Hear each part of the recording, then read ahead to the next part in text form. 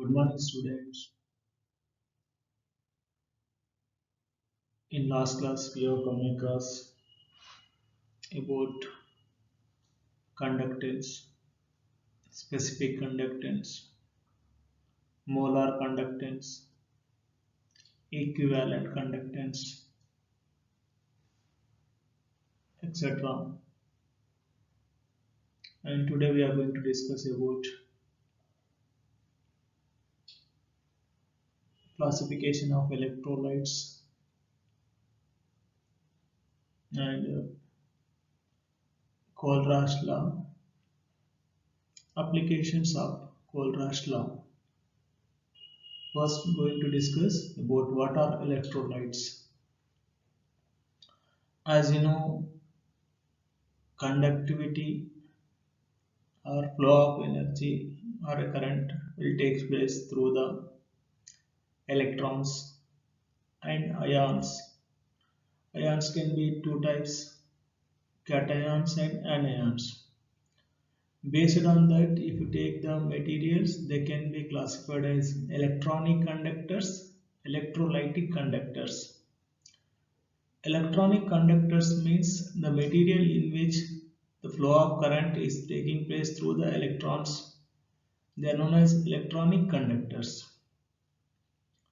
Electrolytic conductors, the material in which flow of energy or current is taking place through the ions, either cations or anions or both. Example you can take for electrolytes, aqueous salts, molten salts. There are ions are present when subjected to potential difference due to mobilization of electrons. Circuit is closed, flow of energy is taking place.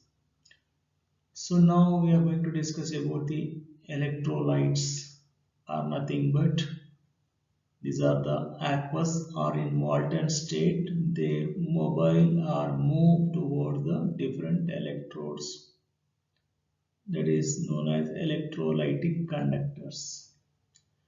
They have been classified into two types on the basis their conductance. Strong electrolytes, the electrolytes which are having equivalent conductance at high concentration and its equivalent conductance increases gradually with the dilution and then becomes constant are called strong electrolytes. Examples for strong electrolytes are mineral acids, example hydrochloric acid, sulfuric acid, nitric acid. Alkalis examples sodium hydroxide, potassium hydroxide, alkaline earth hydroxides, calcium hydroxide, barium hydroxide, salts, sodium chloride, potassium chloride.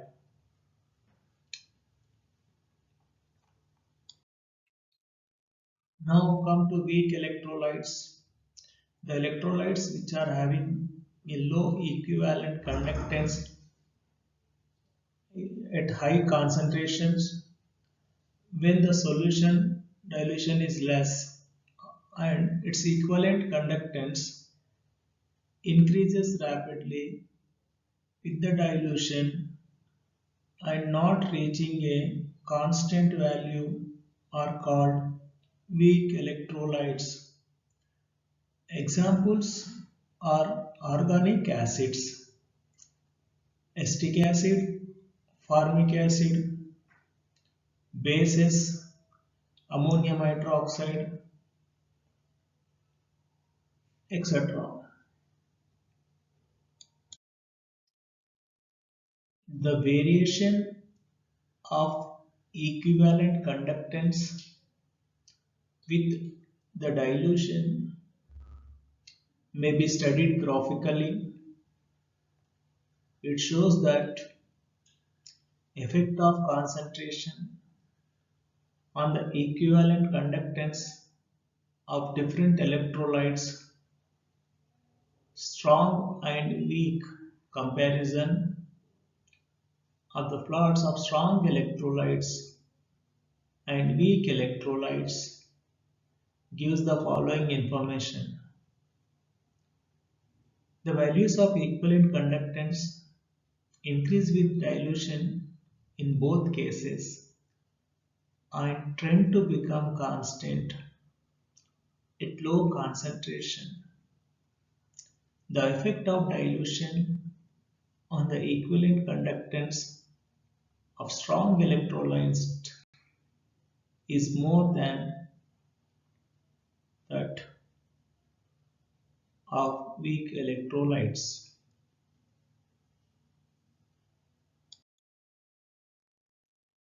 The maximum value of equivalent conductance for strong electrolyte can be obtained by extrapolating the equivalent conductance graph to zero concentration. But in case of weak electrolytes, the equivalent conductance at the final dilution cannot be obtained by extrapolation. Hence, for weak electrolytes, it can be determined from Kohlraasch's law.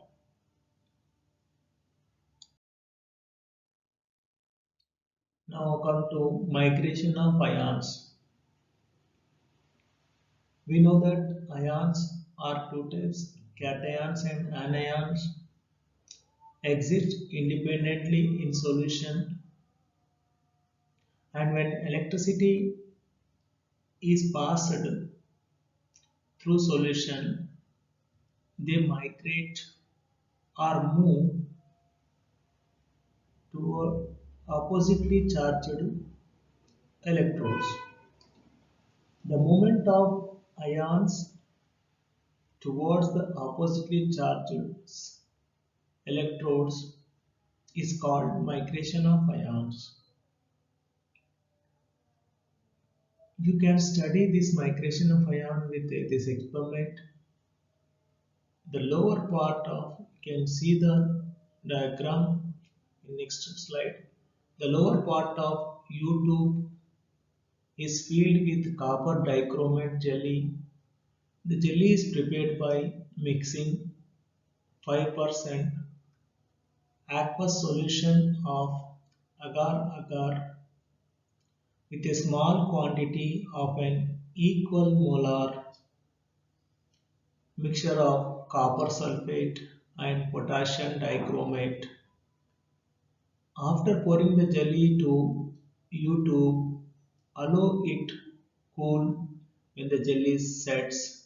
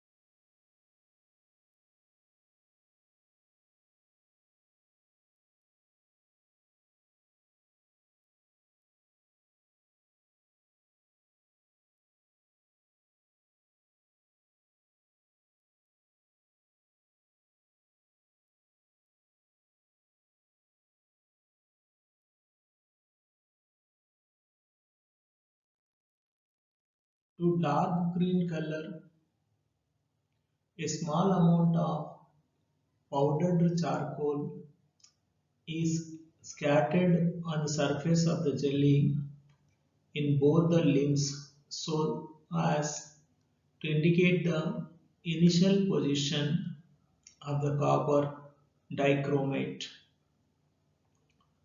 Potassium nitrate solution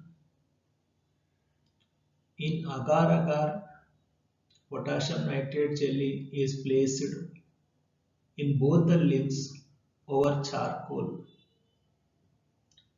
After allowing it to settle to set solution of potassium nitrate in water is added into two limbs and platinum electrodes are inserted in aqueous solution.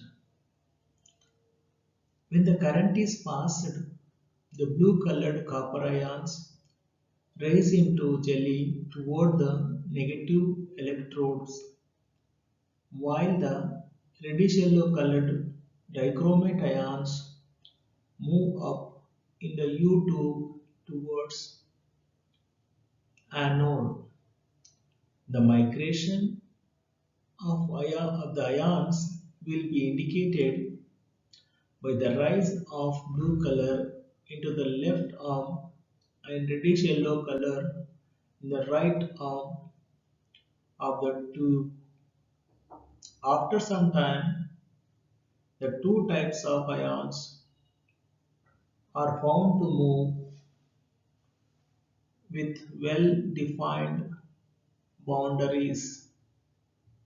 The moment of the two colored bands, that is blue and yellow, in the two limbs will be different, indicating the difference in speeds of the two types of ions.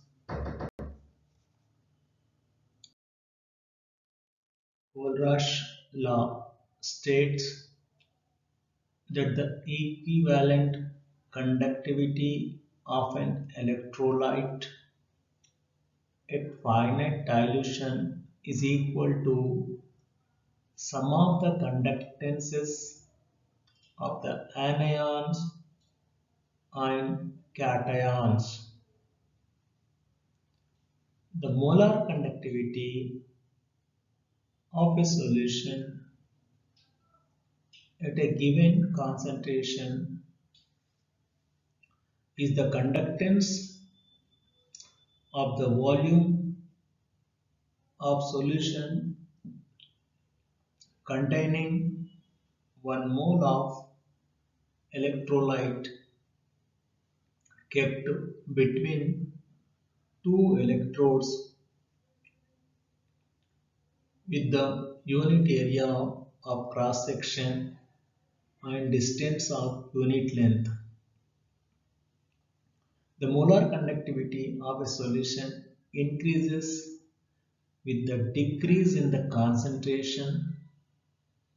The increase in molar conductivity is because of the increase in the total volume containing 1 mole of the electrolyte.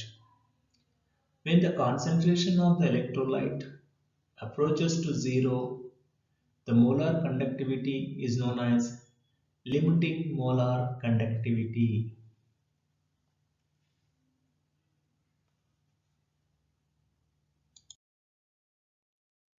Kohlrausch law helps us in the determining of molar conductivities for any electrolyte.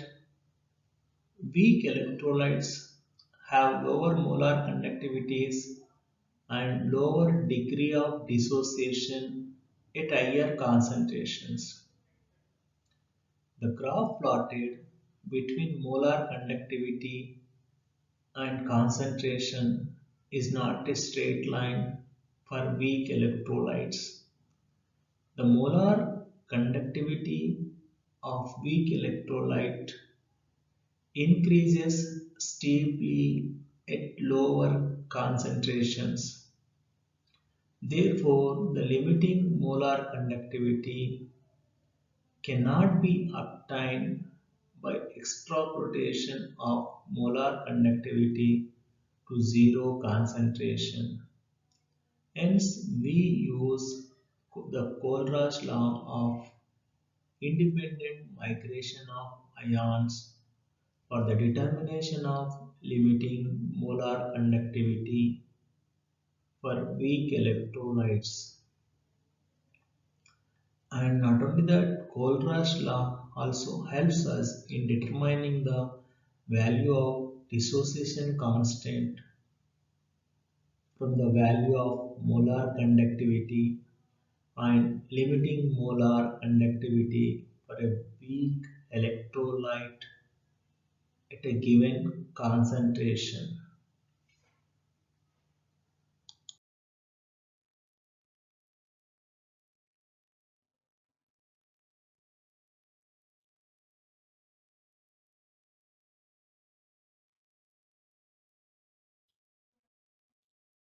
The equivalent conductance of solution increases with the dilution until it becomes constant.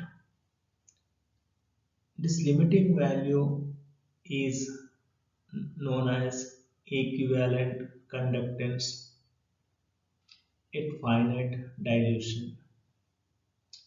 Kohlrausch studied the equivalent conductance at infinite dilution for a number of pair of strong electrolytes, each pair having a common cation or anion, and calculated the difference of equivalent conductance at finite dilution values.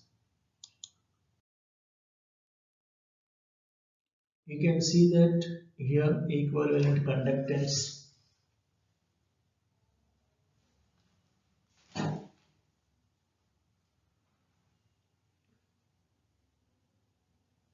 when the potassium ion is replaced by sodium ion in any of the electrolyte, there is always a difference 21.1 ohm inverse centimeter square in equivalent conductance at infinite dilution. Irrespective of the nature of the anion with which they are associated. When the chlorine is replaced by fluorine, there is always a difference of 18.8 ohm inverse in equivalent conductance at finite dilution, irrespective of the nature of the cation with which they are associated.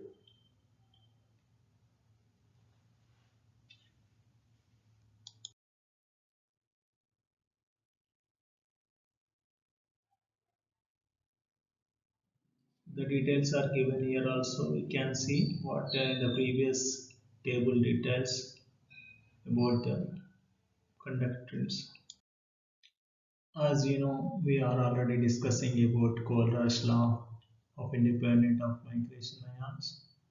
You can see here at finite dilution, each ion migrates independently of its co-ion and makes its own contribution to the total molar conductivity of an electrolyte, irrespective of the nature of other ions with which it is associated.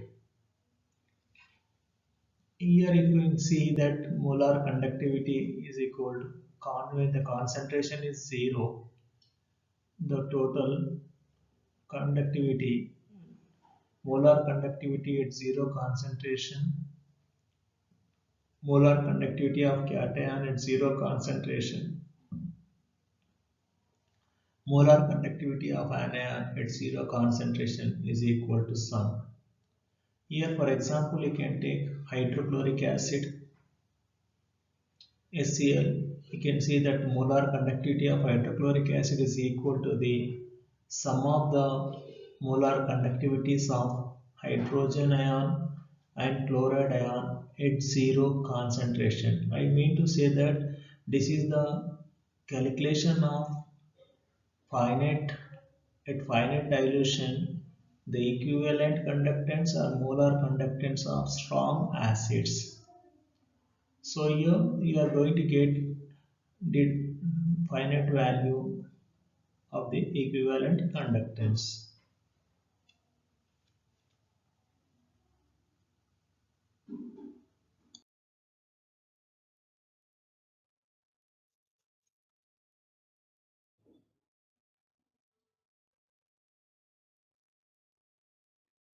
Now calculation of dissociation constant, calculation of equivalent conductance at finite dilution for weak electrolytes.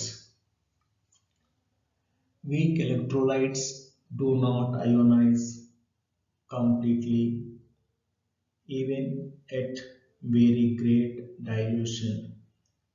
Hence, the value of equivalent conductance of weak electrolytes cannot be determined experimentally. However, the finite dilution of equivalent conductance in such cases it can be calculated with the help of Kohlrausch law. Consider acetic acid equivalent conductance to be determined according to Kohlrausch law. Acetic acid, if we take, it dissociates to give acetate ions and H plus ions. The equivalent conductance of acetic acid at finite dilution can be calculated by knowing the equivalent conductance at finite dilution of three strong electrolytes, that is sodium acetate, HCl, sodium chloride. So I can see here the equivalent conductance of the sum of the equivalent conductance of sodium acetate is a salt of weak acid and so HCl is a strong acid. The sum of the equivalent conductance of these two minus the equivalent conductance of sodium chloride is equal to the equivalent conductance of acetic acid at finite dilution. So that is the net equation you are going to get. That is the determination of equivalent conductance of acetic acid. Second example, you can see how to calculate ammonium hydroxide is a weak base. Here also you can take ammonium chloride is a salt, sodium hydroxide is a base, ammonium chloride is a salt of weak base, sodium hydroxide is a strong base. The sum of the equivalent conductance of these two minus the equivalent conductance of sodium chloride is equal to the equivalent conductance of ammonium hydroxide. Ammonium hydroxide.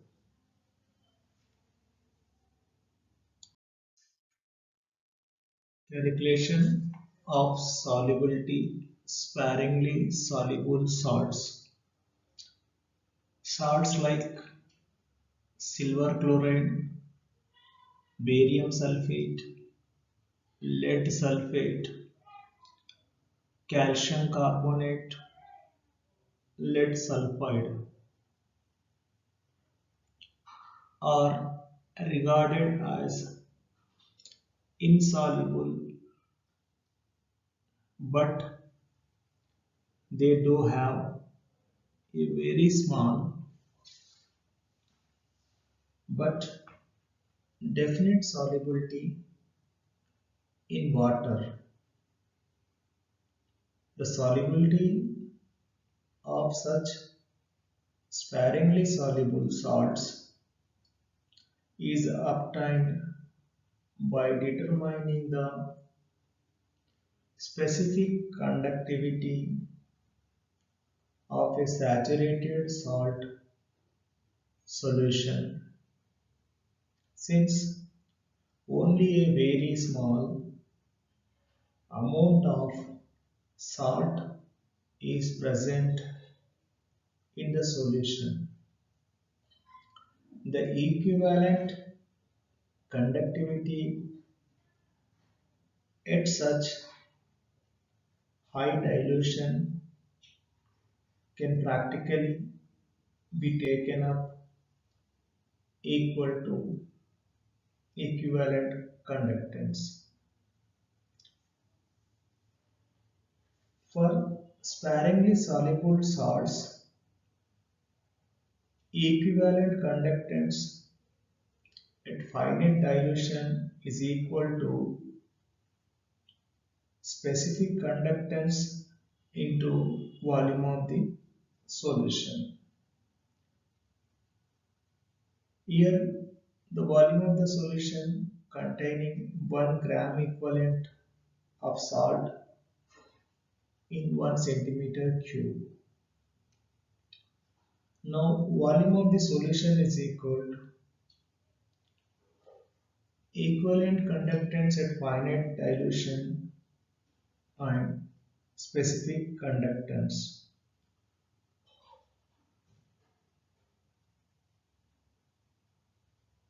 1 V centimeter cubes of saturated solution contains 1 gram equivalent of the salt, then 1000 ml of solution contains 1000 by V gram equivalent words of salts. Hence, solubility of salts is equal to S 1000 by V gram equivalents per liter is equal to 1000 into E into K by lambda gram equivalents. Where is the E is the gram equivalent weight.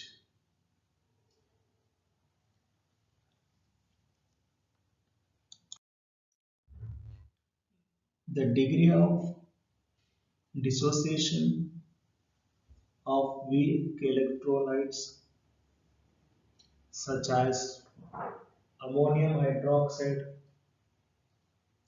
acetic acid, etc. At the dilution, V can be determined by dividing equivalent conductance of the electrolyte at any given dilution by the equivalent conductance of the same electrolyte at infinite dilution. Thus, the mathematically alpha is equal to equivalent conductance at the given volume and equivalent conductance at finite.